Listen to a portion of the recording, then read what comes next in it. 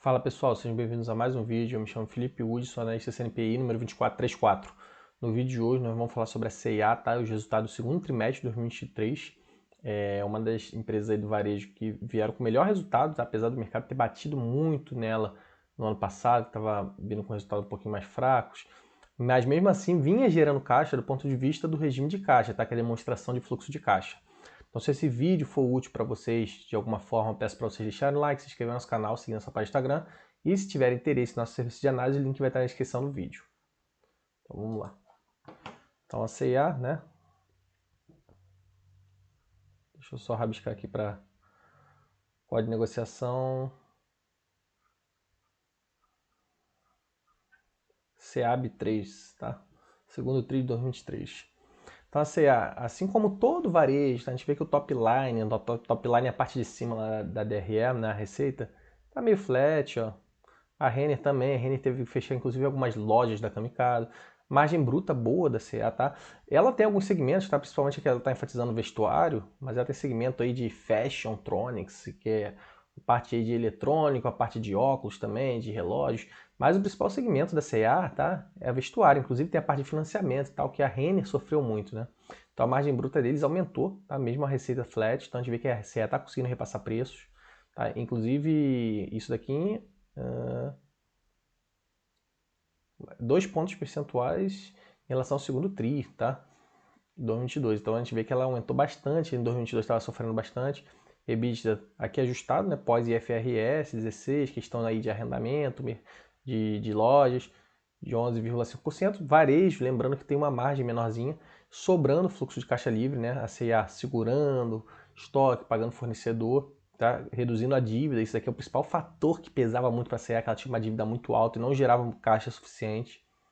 E aqui é falando do CIAPI, né, que é o braço aí financeiro. E ela também é parte de créditos tributários. Tá? Então, muita gente via ficar falando nisso, principalmente em Twitter, né, essas redes sociais, Instagram, que a CA estava valendo menos até do que crédito tributário a recuperar. Tá? São alguns pontos, né, patrimoniais de atenção, mas operacionalmente a CA veio bem boa, né, comparando, bem melhor comparando com os outros pares do varejo, mas mesmo assim o resultado ainda é flat, assim, ruinzinho para o momento desafiador do país, tá? Falando aqui, demonstrando aqui, né, os principais informações que refletiram nesse melhor resultado, que é a gestão de caixa, né, eficiente e disciplinada, isso daí melhorou na estrutura de capital, melhorou no capital de giro, constante melhoria operacional, a gente viu lá que é repasse de preço, margem bruta subindo, e aqui conexão cliente é mais um indicador aí de satisfação, né, de market share talvez, gestão de caixa eficiente, tá? Então a gente vê que elas está tendo menor despesas e custo, né? Contribuindo para a alavancagem operacional. Isso daí a gente viu lá que a margem bruta lá no top line já reflete isso. DRL em abaixo, né? E o EBITDA também saltou, né? A margem EBITDA. Fluxo de caixa livre é quando a gente olha lá para DFC, tá? Então, de acordo com a DFC, a empresa está segurando capital de giro, tá postergando pagamento de fornecedores, está antecipando recebíveis, né, de conta a receber, né, e tudo isso com menor juros impactando, né, porque ela diminuiu os juros. Então aqui o estoque ficou estável, ó, mexeu muito no, cadê a canetinha? Não mexeu muito no estoque, pagou bastante dívida, 639 milhões, e a empresa não teve que fazer emissão, né? Isso daí que destrói bastante o valor do acionista, né? Quando essas empresas têm que ficar fazendo emissão com a cotação em baixa, emissão de capital, né, follow-on, para pagar dívida. E a CE não precisou, porque estava gerando um pouquinho de caixa, né? É o que eu falei, o resultado não estava vindo forte, mas a empresa vinha gerando caixa, tá? Então reduziu a dívida aqui em quase 27%, tá? Melhoria operacional, né? Sexto trimestre consecutivo de aumento de margem bruta, tá? Então a empresa estava aumentando margem bruta, mas na DRE estava vindo com lucro operacional negativo, salvo engano, em alguns trimestres em 2022. Mas a margem bruta, a gente vê que a empresa está conseguindo produzir os seus produtos, né, com custo abaixo do que ela está vendendo. 35% de distribuição de vestuário no modelo push-pull, né? Um modelo aí de... Eu não sei exatamente o que se refere push-pull. Reduzindo estoque, mas aí tem um impacto melhor aí no estoque, melhoria no nível de serviço. Então é o que eu falei, capital de giro um pouquinho melhor. Precificação dinâmica, né? Tá tendo repasse de preço melhor, gestão de compra e abastecimento melhor também, por conta de TI, né? Algoritmo de inteligência artificial. CAPI, né? Esse daqui é um braço financeiro para tentar ganhar share. E biometria facial também, né? A Renner também implantou alguns caixas lá para você conseguir pagar via aplicativo ou pagar lá no caixa, na própria caixa digital, na própria loja, sem depender de profissional. Isso daí reduz custo operacional, né? E aqui no caso da C&A, eles estão botando aqui o C&A Pay com biometria facial. Bem interessante, né? Que agiliza também, né? Mais eficiente. Conexão cliente. Daqui alguns valores que eles estão vendo aí. Valor percebido continua muito importante. Coleções diferentes. Campanha em datas comemorativas. C&A e você, né? Integração do app do C&A Pay e do app da C&A. Receita de mercadoria, então, é o que eu falei, né? Tem a parte de vestuário, Fashiontronics e beleza. Apesar de cair pra caramba, assim, não representa tanto aqui, 200 milhões, né, no segundo tri. A gente vê que o grosso mesmo vem de vestuário, né? 1,3 bi, flat em relação ao ano anterior, né? Mas a gente vê que a empresa subiu bastante em relação a 2021. 2020 é pandemia, né? Então dá para descartar isso aqui, base de comparação. Mas até frente de 2019, olha como a empresa está melhor, né? Então a empresa melhorou o patamar, né? Até subiu um pouquinho referente a 2022, mas o principal da companhia é a rentabilidade, a estrutura de capital, ganho de eficiência, né? Inclusive na DRE, que está sendo refletido isso agora. Fashiontronics, a gente vê que caiu um pouquinho, né? Mas aí o momento do varejo, o varejo de todos os tipos, acaba que afeta.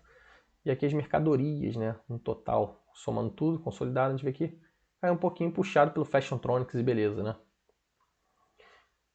Aqui a margem bruta, a gente vê que a margem bruta do vestuário subiu bastante, ó, em relação ao segundo tri do ano passado. Mais 5 pontos percentuais. Não entendi aqueles 2 pontos percentuais que eles falaram, né? A gente vê que subiu bem em relação ao segundo tri de 2021 para 2022 e agora continuou subindo. O Fashiontronics, a gente vê que também ganhou, tá? Um pouquinho de rentabilidade, mesmo caindo aí o lucro bruto, né? E aqui, margem bruta. Esse aqui é o consolidado, né? Por isso que tinha subido aqui 2 pontos percentuais.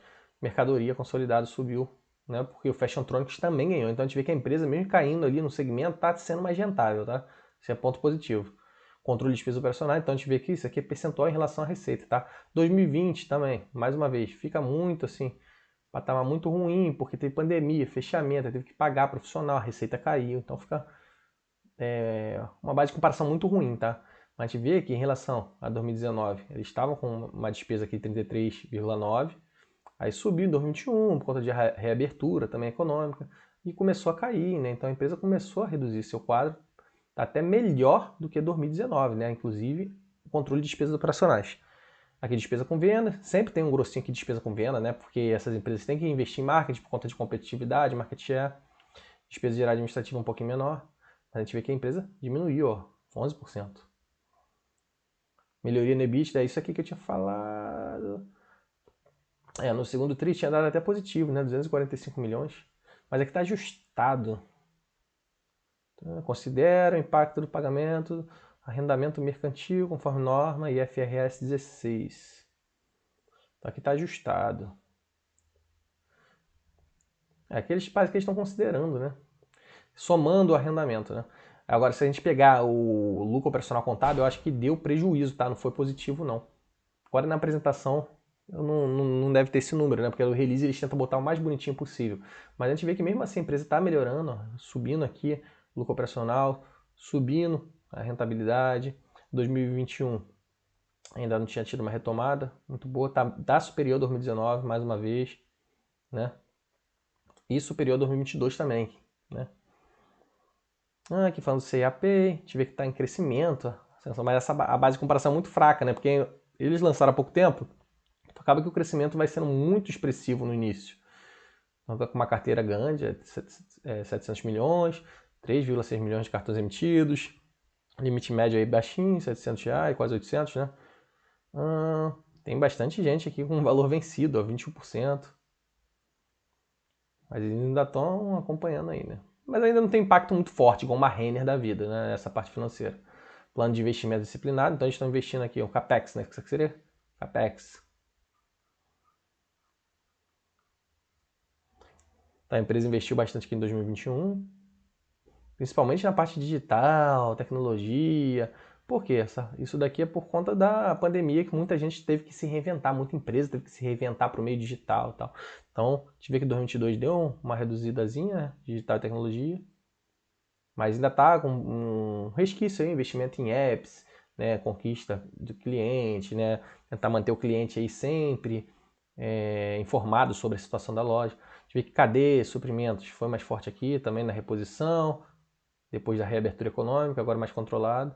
E novas lojas, umas novas lojas, em 2022, agora eles seguraram um pouquinho, né? Muita empresa segurando, né? Capital de giro, alguns investimentos. Então a gente vê que o capex dela está mais conservador nesse trimestre, por conta do momento, né? Macroeconômico que as empresas vêm enfrentando. Não adianta sair investindo, ainda mais se você tiver uma alavancagem como é a C&A, né? Geração de caixa operacional, a empresa sempre gerou caixa, né? Um pouquinho de caixa. O caixa acomodando aí esse investimento, e aqui é o pagamento de, não sei se financeiro aqui, eu não sei se é financiamento que eles tiveram que pegar, não sei porque eles não estão destrinchando aqui no detalhamento, tá? Ou se deve incluir os dois, né? Deve pegar algum financiamento, algum tipo de financiamento, a gente vê que o valor é alto, e deve ter juros aqui também, né? Juros dessa dívida que eles têm. O pagamento de dívidas bancárias está englobando aqui, né? Dessa parte financeira aqui. E aí o fluxo de caixa livre no final, né? Então basicamente foi isso daí da C&A, tá, pessoal? É uma empresa aí que eu acho que foi uma das que teve melhor resultado do varejo, tá? Essas aí de lojas âncora, né, como Renner, Marisa, tem muita empresa ruim, né? Marisa eu acho que até entrou em recuperação judicial, Líder também, o Grupo Centauro, né, antigo Grupo Centauro, o Grupo SBF, veio com resultado ruim também, mas tem uma perspectiva favorável contra a questão da Nike. Mas a C&A, dessas aí, loja âncora, eu acho que veio com resultado até ok, tá? Não veio com resultado excelente também não, tá? Muita gente fica torcendo aí pelas empresas, a gente vê que a top line veio flat, mas a empresa tá conseguindo ter maior eficiência, maior rentabilidade. Espero que eu possa ter ajudado vocês com essa análise. Peço para vocês deixarem o like, se inscreverem no nosso canal, seguir nossa página do Instagram e se tiver interesse no nosso serviço de análise, o link vai estar na descrição do vídeo. Valeu, forte abraço!